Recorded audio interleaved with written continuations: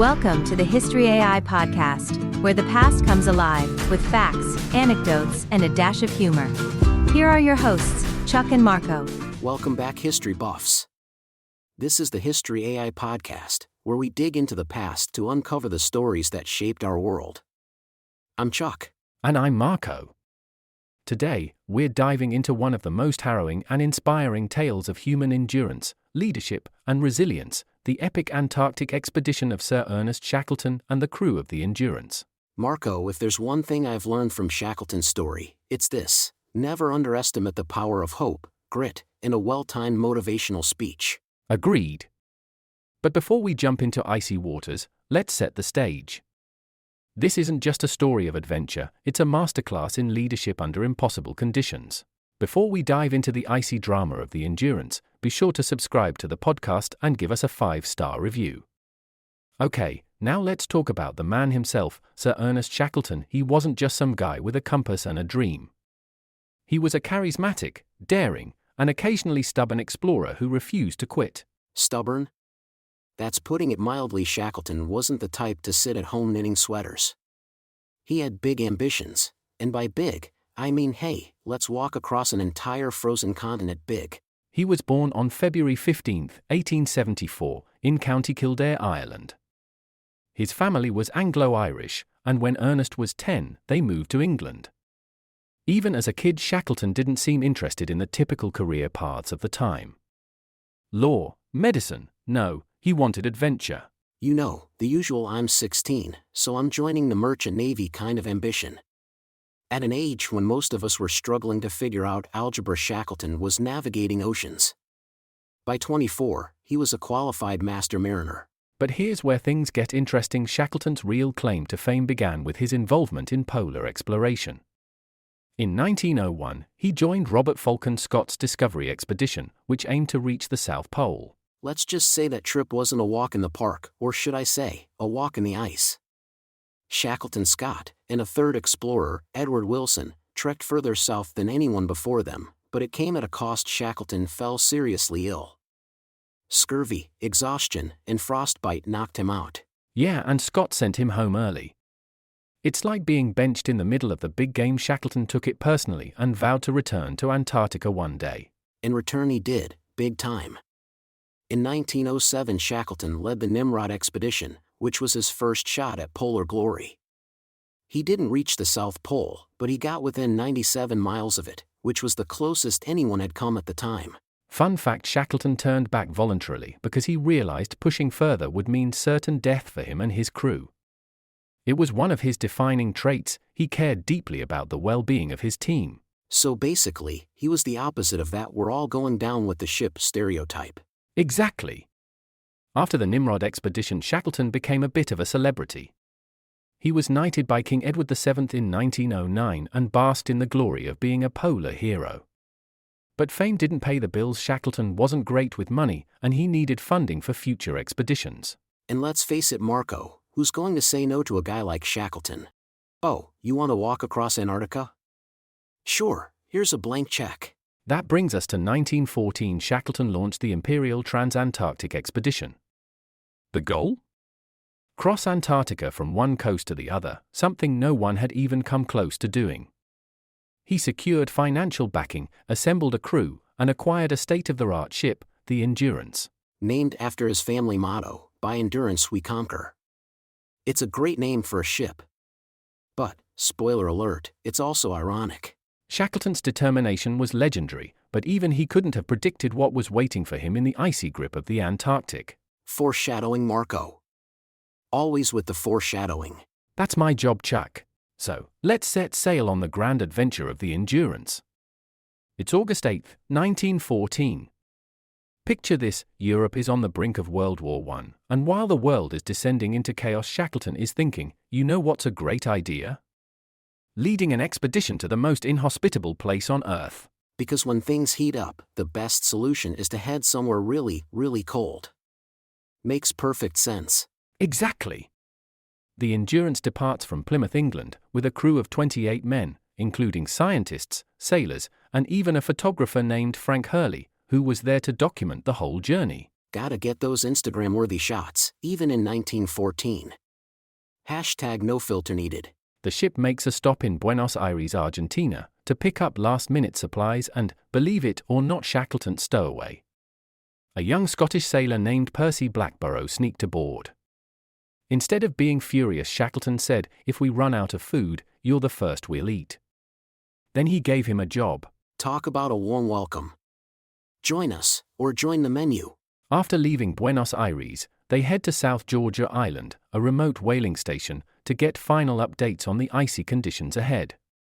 The Norwegian whalers there warn Shackleton that the Weddell Seas pack ice is the worst they've seen in years. But did that deter our intrepid explorer? Of course not. Shackleton probably thought, what's a little ice? We're British, we have tea. On December 5, 1914, the Endurance sets off into the Weddell Sea. At first, navigating through the loose pack ice is like a giant game of Tetris. The ship weaves and dodges between ice floes, making steady progress. The crew is in high spirits.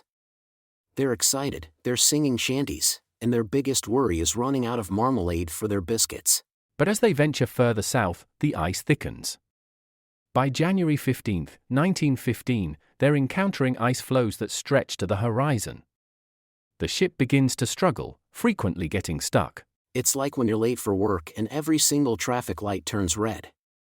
Except the traffic lights are made of ice, and you're in Antarctica.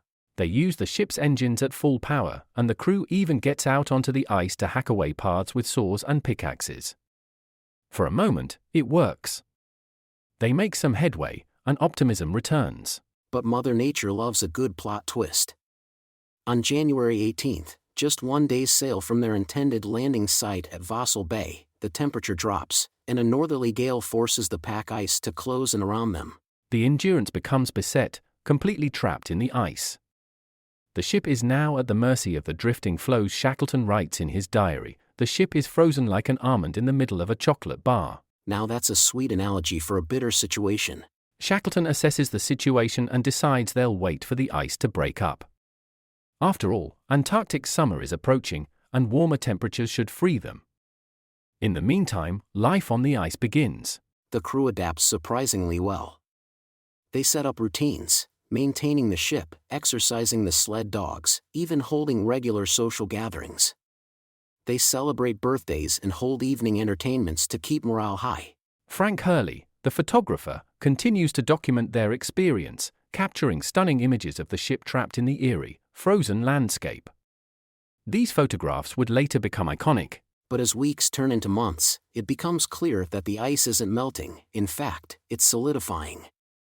The Antarctic winter is setting in early, and temperatures plummet to -4 degrees Fahrenheit or about -20 degrees Celsius. The sun disappears below the horizon in May, bringing perpetual darkness. The men experience the psychological strain of polar night, but Shackleton's leadership keeps them focused. He knows that an idle mind can be as dangerous as the freezing temperatures. He implements a strict schedule, meals at set times, regular duties, and even organizes dog sledging teams for when, or if, they can make a break for land. Despite their efforts, the Endurance drifts further north, away from their intended destination. They're now passengers on a massive ice raft, carried by currents they can't control. It's like being on a cruise you didn't sign up for, with no stops, no buffet, and the ice sculptures are the only scenery. By July, the pressure of the ice on the ship's hull becomes a serious concern. The creaking and groaning of the wooden beams sound like ominous warnings. Shackleton holds meetings to keep the men informed and prepared for any outcome. On October 24, 1915, disaster strikes. The ice begins to crush the ship's hull, causing it to leak. The pumps are manned day and night, but water floods in faster than they can expel it. Shackleton gives the order to abandon the Endurance. They salvage what they can: food, equipment, the lifeboats, and even Hurley's photographic plates, though he has to discard a significant portion due to weight. Priorities, right? Leave the fine china, but save the selfies. They set up camp on the ice floe, which they nickname Ocean Camp. Watching their ship, their home, sink beneath the ice is a devastating blow. But Shackleton, ever resilient, tells his men, "Now we'll go home." No ship, no radio, thousands of miles from civilization, and he's already planning the return journey. With the Endurance lost to the depths of the Weddell Sea, Shackleton and his crew found themselves stranded on a floating ice floe, hundreds of miles from the nearest land. No ship, no rescue in sight, and temperatures that could turn your breath into ice crystals. It was survival time. And let's be clear, this wasn't some well-equipped survival TV show. This was the real deal: 28 men, 3 small lifeboats, limited food supplies, and a whole lot of penguins giving them side-eye. They salvaged everything they could from the sinking ship: tools, tents, sleeping bags, and provisions. Frank Hurley even managed to save some of his precious photographic negatives. Shackleton, as always, had his eye on the big picture: survival first, morale second. The crew set up camp on the ice, which they optimistically called Ocean Camp. Now, keep in mind, this wasn't solid ground, it was a moving, cracking, shifting piece of ice. At any moment, the floe could break apart and dump them into the freezing water. But Shackleton's leadership shone through. He set up strict routines to keep everyone busy and focused. The men were given daily tasks, tending to the sled dogs, hunting for food, and repairing gear. Even when nothing seemed urgent, he made sure everyone had something to do. Because nothing kills morale like boredom and fear. Shackleton knew that idle time was dangerous. It gave the crew time to dwell on how bad their situation really was. Speaking of morale, let's talk food. The crew started with basic rations, but those didn't last long. They had to rely on hunting seals and penguins, which became their main source of food. The men joked about their Antarctic cuisine, but in truth, it was grim. And then there was the blubber. They ate seal and penguin blubber for calories. Imagine eating greasy, rubbery fat as your main meal. It wasn't just gross, it was also incredibly smoky when they burned it for cooking fuel. The whole camp smelled like an oil spill at a barbecue. Yet Shackleton made sure everyone got their fair share. He understood the power of fairness, especially in such dire conditions. No one got extra rations, not even Shackleton himself. He shared everything equally to maintain unity among the men. And let's not forget the penguin patrol. The crew hunted penguins with rifles and clubs, but it wasn't just about survival, it was a way to stay active and give them a sense of purpose. By January 1916, the ice floe they were camped on was shrinking. Shackleton knew they couldn't stay put forever. The floe was no longer safe, and they needed a new plan. He decided they would take to the lifeboats and try to reach solid ground. Can we talk about those lifeboats for a second? These weren't modern, motorized speedboats. These were open, wooden boats, designed for short trips, not navigating through miles of ice-strewn, freezing ocean. The lifeboats were the James Caird, Dudley Docker, and Stancomb Wills.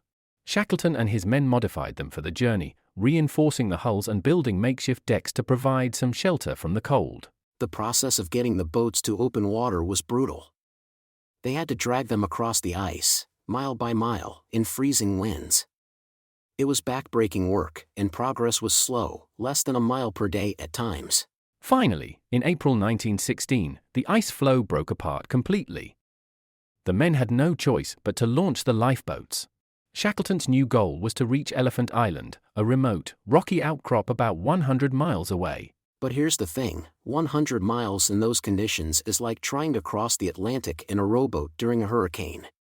The sea was freezing, the waves were towering, and the men were soaked and exhausted. Despite the odds, Shackleton managed to keep the group together, rowing and navigating their way through treacherous waters. They battled ice-cold spray, bitter winds, and even leopard seals, which had a habit of popping up unexpectedly and scaring the life out of them. Fun fact, leopard seals are not the cuddly kind of seal. They're big, aggressive, and have a set of teeth that scream, "You're not welcome here." After days of brutal rowing and navigating through ice floes, they finally reached Elephant Island. It wasn't exactly paradise, think jagged rocks, relentless winds, and no resources, but it was solid ground. For the first time in over a year, they were standing on land. But Shackleton knew they weren't safe yet. Elephant Island was too remote for any passing ships to find them. And that's where Shackleton made his next bold decision, a daring rescue mission that would test every ounce of his strength, courage, and leadership. That's right, Shackleton made what is arguably one of the most heroic decisions in exploration history. He would take a small team, set out in one of the lifeboats, and sail to South Georgia Island, a whaling station some 800 miles away across some of the most dangerous waters on Earth. Now, let's put that into perspective. The South Atlantic isn't a friendly little pond. We're talking about waves towering over 50 feet, icy winds, and a constant threat of capsizing. And their boat, the James Caird, wasn't exactly a luxury yacht. It was a 22-foot open lifeboat, hastily reinforced for the journey. And by reinforced, we mean they slapped on some extra wood, caulked every crack they could find, and rigged up a canvas cover to shield them from the spray. It was the maritime equivalent of patching a hole in your roof with duct tape. On April 24, 1916, Shackleton and 5 of his best men, Frank Worsley, Tom Crean, Tim McCarthy, Harry McNish, and John Vincent, set off in the James Caird. Worsley, the expedition's navigator, had the near-impossible task of guiding them using a sextant and dead reckoning. Dead reckoning, by the way, is basically guesswork with a side of math. And considering the stormy seas and constantly shifting clouds obscuring the sun, it was like trying to navigate with your eyes closed. For 16 days, they battled the elements. The crew had to take turns bailing water out of the boat to keep it afloat. The waves were relentless, crashing over the sides and soaking them to the bone. And let's not forget the cold. Temperatures hovered below freezing, and they were constantly wet. Hypothermia was a constant threat. Imagine sitting in an ice bath for 2 weeks, except your ice bath is trying to kill you. Shackleton kept the men motivated through sheer willpower. He led by example, refusing to let despair creep in. Even when their situation seemed hopeless, he exuded confidence. Fun fact: Shackleton once told his men he believed they were being watched over by a higher power. Some of them later recalled feeling an almost mystical presence during the journey. Whether it was divine intervention or just Shackleton's leadership, it worked. After nearly 3 weeks of unrelenting effort, they finally sighted South Georgia Island. But because nothing comes easy in this story, they landed on the wrong side of the island. Of course they did. Because why would fate throw them a break at this point? South Georgia's terrain is mountainous and treacherous, with glacier and sheer cliffs cutting through the landscape. Shackleton realized they couldn't risk sailing around the island in the stormy seas, so he and 2 others, Worsley and Crean, set out on foot to cross the island and reach the whaling station. And let's talk about that hike. They didn't have proper climbing gear, ropes, or even decent boots. Just grit, determination, and a handful of biscuits for food. The trio marched for 36 hours straight, navigating through icy peaks and valleys. They were so exhausted that when they finally reached the station, Shackleton had to muster every ounce of strength just to greet the Norwegian whalers. Imagine walking into civilization after nearly 2 years in the Antarctic and casually being like, "Hey, we need help." The whalers were stunned. They couldn't believe Shackleton and his men had survived. But the rescue wasn't over yet. Shackleton immediately organized an effort to save the men left behind on Elephant Island. The first 3 attempts to reach the island were thwarted by heavy ice. Each time Shackleton refused to give up. Persistence paid off. On August 30th, 1916, more than 4 months after the James Caird set sail, Shackleton finally reached Elephant Island aboard the Chilean ship Yelcho. When the men on Elephant Island saw the rescue ship approaching, they couldn't believe their eyes. Frank Wild, Shackleton's second-in-command, had kept the men alive through discipline and hope. He reportedly told them, "Pack up your things, boys, the boss is back." And here's the kicker: every single member of the Endurance expedition survived. Not one man was lost. It's an extraordinary testament to Shackleton's leadership. He promised his men he'd bring them home, and against all odds, he delivered. After the rescue, Shackleton returned to England, where he was hailed as a hero. But he never stopped dreaming of Antarctica. He launched another expedition in 1921 but passed away in 1922 on South Georgia Island, where he's buried to this day. His story isn't just one of survival, it's one of resilience, courage, and the unshakable bond of a team united under extraordinary leadership. And it reminds us all that when life throws you into the coldest, hardest situations, sometimes all you need is a little endurance. Sir Ernest Shackleton's story didn't end when he rescued his crew from Elephant Island. In fact, his legacy only grew as his tale became known around the world. Today, Shackleton isn't just remembered as a polar explorer, he's celebrated as one of history's greatest leaders. Let's break it down. Shackleton didn't achieve his original goal of crossing the Antarctic continent, but in many ways, what he accomplished was far greater. He showed the world what true leadership looks like, especially in the face of overwhelming adversity. Shackleton had an incredible ability to adapt. When the mission changed from exploration to survival, he pivoted instantly. He made decisions not based on ego, but on what was best for his men. And let's talk about his leadership style. Shackleton wasn't the kind of guy to bark orders from a safe distance. He was right there in the thick of it, pulling ropes, hauling lifeboats, and sharing the same hardships as his crew. One of his most remarkable qualities was his ability to understand people. Shackleton carefully selected his crew not just for their skills, but for their personalities. He wanted a team that could work well together under stress, and it paid off. A great example? Frank Wild, Shackleton's right-hand man. Wild was calm, practical, and had the respect of the entire crew. Shackleton knew he needed someone like Wild to hold things together when he wasn't around. Then there's the stowaway, Percy Blackborough. Shackleton didn't throw him overboard, even though stowing away was a punishable offense. Instead, he gave him a role, ensuring he felt like part of the team. And here's another thing: Shackleton's fairness. No favoritism. Everyone got the same rations, the same tasks, and the same share of the struggle. It created a sense of unity and trust that was vital in their survival. Beyond leadership, Shackleton's legacy lives on in his ability to inspire. His story has become a blueprint for handling crisis situations, and his name is often brought up in business schools, military academies, and leadership seminars. And not just for the corporate types, Shackleton's lessons apply to anyone facing adversity. He showed that you don't need to conquer your original goal to be a success. Sometimes, success is about protecting the people around you and finding a way to endure. After the rescue, Shackleton wrote a book about the expedition called South. It's a gripping account of the endurance journey, and it cemented his status as one of the greatest explorers of the heroic age of Antarctic exploration. But Shackleton wasn't done with the ice.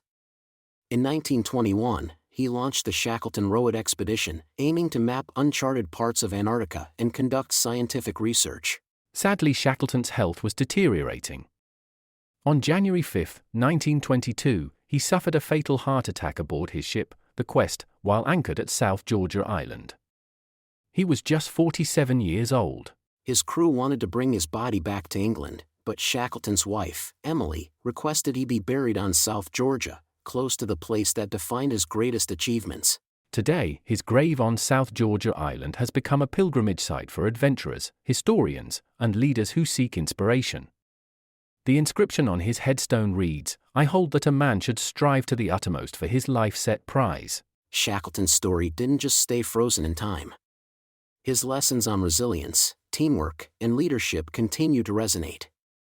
Modern explorers have retraced his journey, and the wreck of the Endurance was finally discovered in 2022, perfectly preserved in the icy depths of the Weddell Sea. And let's not forget how Shackleton's leadership style continues to shape how we view crisis management. His ability to stay calm under pressure, focus on the well-being of his team, and adapt to changing circumstances has made him a legend in leadership circles. Even outside of exploration, Shackleton's name has become synonymous with resilience. Companies name products after him. Expeditions to this day carry his spirit of endurance, and schools teach his story to inspire future generations. In the end, Shackleton showed us that true greatness isn't measured by reaching your original destination. It's measured by how you handle the journey, the challenges, and the people you share it with. He wasn't just a hero of the Antarctic, he was a hero of humanity. And that's a wrap on Sir Ernest Shackleton and the Endurance. We hope this story left you as inspired as it left us. Remember, folks, resilience isn't just about surviving, it's about thriving under pressure. If you enjoyed today's episode, be sure to rate, subscribe, and share. A 5-star review really helps us grow and bring more stories like this to your ears. Got a topic suggestion? Hit us up on social media. And don't forget to check out our merch. The link's in the show notes. Thanks for tuning in, and remember, history is always relevant. Stay curious, friends.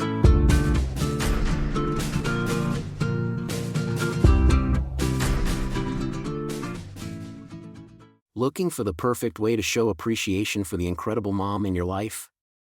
Discover Exhausted Moms, a coloring journey to relaxation and humor, the coloring book that speaks directly to the heart of motherhood. Gift her an escape into pages of laughter, empowerment, and moments of tranquility. With Exhausted Moms, she'll find a blend of whimsical illustrations and inspiring quotes that celebrate her daily triumphs and challenges. Crafted with love from images I created for the mother of my children, each page offers a space for creativity and relaxation, a reminder that she's doing an amazing job, even on the toughest days. Give the gift of laughter, peace, and recognition.